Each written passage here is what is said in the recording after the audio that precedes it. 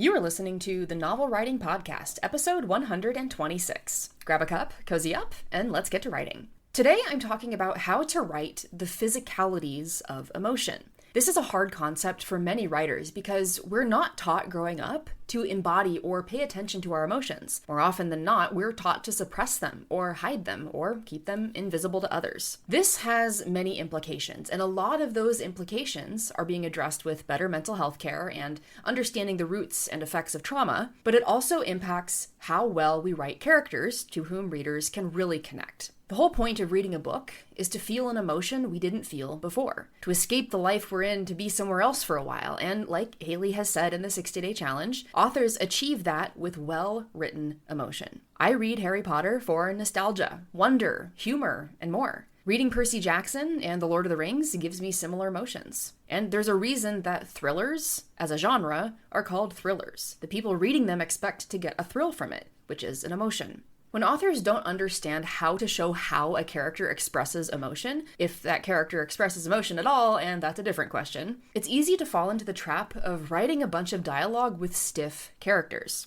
It's also easy to write characters whose actions or reactions really don't align with someone who feels the emotion that character is feeling. I read a book late last year where the author mainly told the reader what the main character felt through the use of I was statements, like I was sad or I was confused, instead of showing how that main character expressed sadness or confusion. In first person, this is harder, since much of the show is about how other characters see what that character is doing. So if you're writing in first person, I'd actually recommend looking at your main character through the eyes of the other characters present to figure out how those other people in the room will know that she's emoting a certain way. No matter where you start off in your scene, you can always figure out how your characters will respond to things by asking just a few questions. Number one, what's the situation they're in? AKA, what is the scene? What's happening? Number two, what are their primary thoughts about that situation? And they could be having a lot of different conflicting thoughts, all coming from the same situation. Number three, how do those thoughts make them feel? The cleanest way to do this is to take each of the thoughts that you've written in the above step and associate an emotion with it.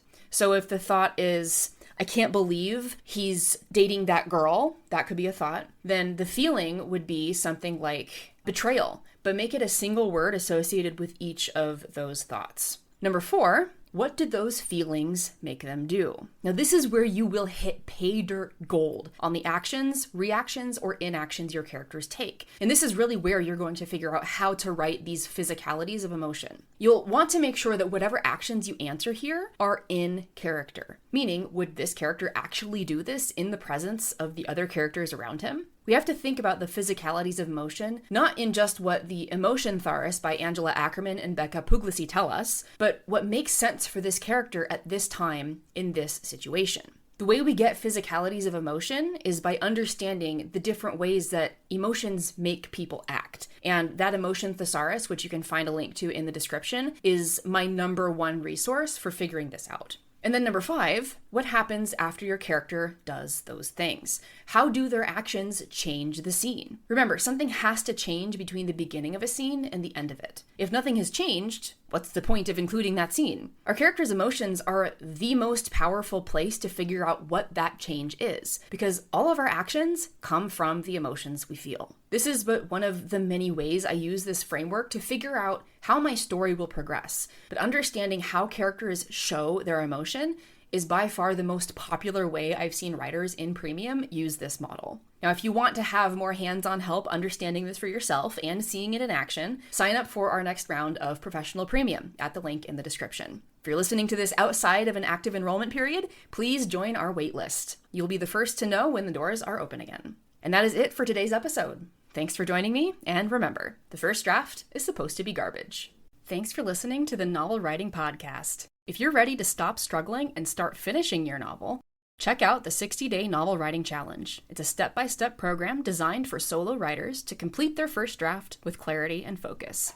Visit the link in the description to learn more.